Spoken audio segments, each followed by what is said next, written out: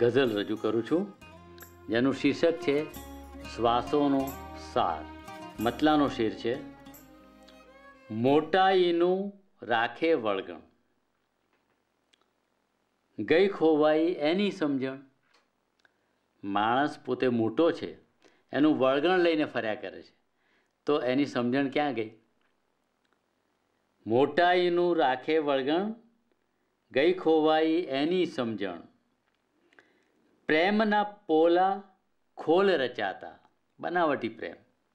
પ્રેમના પોલા ખોલ રચાતા, જાતનું કેવળ રાખે સગપણ. જે પોતાની જ જાતને ચાહે એની વાત અહીંયા છે. કોમન મેનનું છે વાસ્તવવા. કોમન મેન એટલે આમ આદમી, સામાન્ય માણસ. એનું આ જગતમાં વાસ્તવ શું છે? આ છે.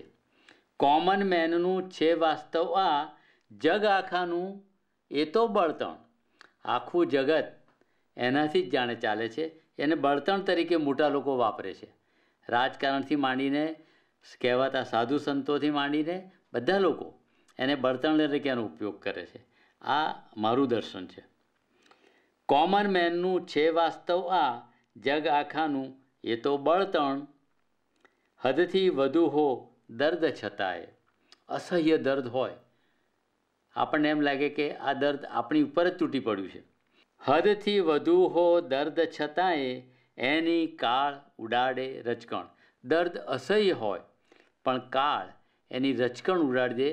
આપણને ખબર પણ ન પડે કે ગઈકાલે આપણા પર આવું દર્દ હતું, અસહ્ય દર્દ હતું. આપણે ભૂલી જઈએ.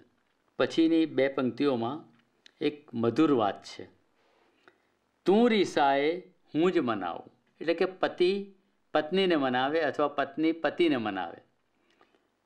તું રીસાએ હું જ મનાવું, પાકટ વયને પણ છે બચપણ. પાકટ વય એટલે 60, 70, 80, 90 વર્ષ સુધી પહોંચેલા લોકો પણ રીસામણા મનામણા બાળકોની જેમ કરતા હોય છે. એની અહીંયા એક મધુર વાત, મધુર ચિત્ર મેં અહીં રજૂ કર્યું છે, મધુર વાત રજૂ કરી છે. તું રીસાએ હું જ મનાવું, પાકટ વયને પણ છે બચપણ. શબ્દાર્થોમાં વીત્યું જીવતર. વિચારો કે આપણે કેટલા શબ્દાર્થો કાઢીને જીવ્યા. શબ્દાર્થોમાં વીત્યું જીવતર, દે તું ટકોરા દ્વારે ગળપણ. અને હવે ગળપણ આપણા જીવનના દ્વાર પર ટકોરા મારી રહ્યું છે. ત્યારે શું ખ્યાલ આવે છે? વીત્યા શ્વાસો સાર સમજાયો. વીત્યા શ્વાસો સાર સમજાયો, આપણી છે ક્યાં અહીંયા ક્ષણ પણ.